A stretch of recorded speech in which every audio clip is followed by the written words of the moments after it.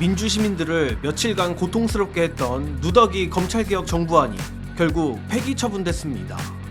민주시민의 위대한 분노가 이재명 대통령까지 설득해낸 것인데, 흥미롭게도 이번 검찰개혁 쾌거의 숨은 주인공은 따로 있었습니다.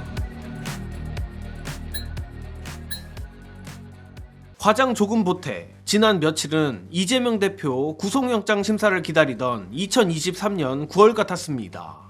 가뜩이나 대통령과 초선 의원 만찬에서 대통령이 마치 법사위 개혁파 의원들을 규탄하고 정부안으로 밀어붙여야 한다고 말했다는 식의 보도까지 나와 더욱 절망적이었습니다.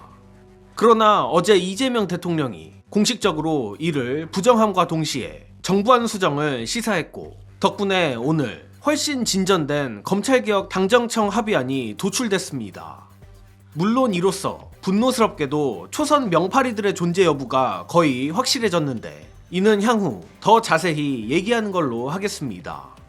그런데 그보다 더 흥미로운 건 이번 검찰개혁이 어떻게 극적으로 합의됐느냐입니다. 일단 제가 법사위 개혁파라 칭하는 추미애 법사위원장, 김용민 의원, 그리고 정청래 민주당 대표가 정말 지대한 공을 세운 건 부정할 수 없는 사실입니다. 특히 청와대에 반기를 든다는 오명을 감수하면서도 민주시민을 믿고 가시밭길을 간 건 지금 생각해도 정말 대단합니다. 그런데 여기에 숨겨진 또 한 명이 더 있습니다. 바로 홍익표 정무수석입니다.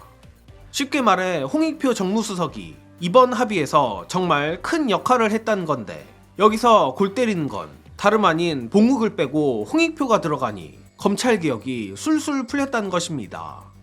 관련해 최강욱 전 의원의 놀라운 폭로 보시고 이어가겠습니다.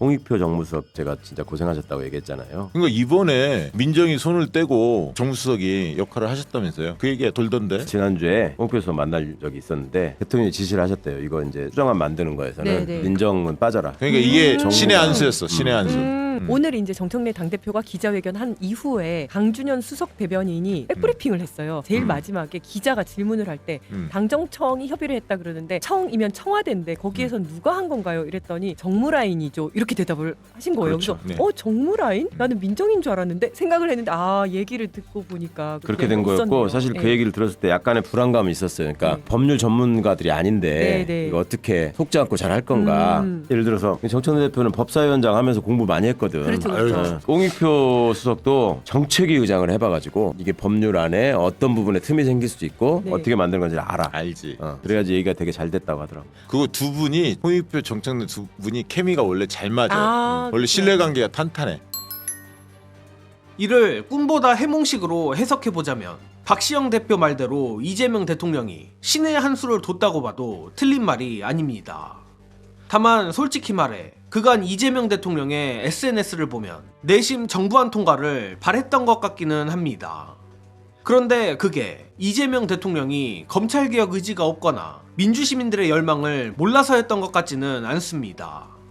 이는 이재명 대통령을 제가 억지로 선회해서 그런 게 아니라 최강욱 전 의원의 말이 맞다는 전제하에 이재명 대통령이 검찰개혁 논의 과정에서 전격적으로 봉욱 및 민정 라인을 빼고 홍익표 정무수석을 투입했기 때문입니다. 이를테면 민정수석이란 자리는 민심과 여론을 살피는 자리인 만큼 이재명 대통령과 소통할 일이 많습니다.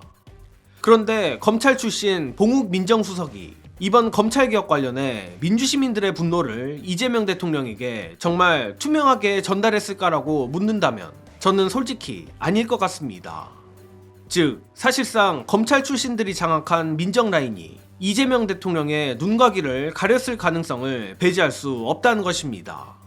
아마 이재명 대통령도 처음에는 정부안에 대한 반발이 너무 거세 의아했을 거라 봅니다. 제가 추측해보자면 청와대 참모들이나 일부 민주당 의원들은 정부안에 대해 독소 조항도 없고 경찰과 검찰이 서로 잘 견제한 방안이라고 치켜 세웠을 것이고, 무엇보다 단점을 축소하고 장점을 부풀린 보고만 주구장창한다면 그 누구라도 제대로 된 판단을 하기는 어려운 게 사실입니다. 그러나 앞선 최강욱 전 의원과 박시영 대표의 말을 토대로 추론해보면 이재명 대통령도 어느 순간 검찰개혁 논의에 이상한 낌새를 눈치챘던 것 같습니다. 그리고 그 방증으로서 이재명 대통령이 결단을 내려 검찰개혁 논의 테이블에서 민정라인을 추방하고 홍익표 정무수석을 해결사로 투입한 것 아닌가 생각합니다.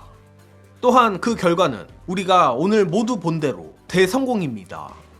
아니, 대성공이란 말도 부족한 게 지난 주말이라면 사실상 이틀 동안인데 이재명 정부 출범 후 거의 9개월간 질질 끌었던 검찰개혁 합의를 단 이틀 만에 해내버린 것입니다. 홍익표 정무수석의 능력이 얼마나 출중한지 알 수 있는 대목입니다. 다만 반대로 생각하면 이렇게 간단하게 해결될 문제를 대통령과 당 사이에 끼어들어 9개월이나 시간을 끈 자들이 있다고도 의심해 볼 수 있습니다. 어쨌든 홍익표 수석이 정말 큰 일을 해낸 것인데, 물론 이는 민주시민들의 정의로운 분노가 없었으면 홍익표 수석 100명이 와도 불가능했을 일입니다. 또 민주시민들이 있었기에 정청래 대표와 추미애 법사위원장, 김용민 의원 등이 자신의 목소리를 낼 수 있었던 것이고, 홍익표 정무수석이 과감하고 신속하게 민주당과 합의를 도출할 수 있었다고 생각합니다. 마무리하자면 이번 검찰개혁 당정청 합의 국면을 보면서 뼈저리게 느낀 게 있습니다. 이재명 대통령은 분명 너무나 유능한 리더가 맞지만 그럼에도 신은 아니기에 우리 민주시민들의 지지와 때로는 정의로운 분노도 필요하다는 것입니다. 그리고 이재명 대통령이 특히 더 유능한 이유는 그런 응원과 분노를 수용할 줄도 알기 때문입니다.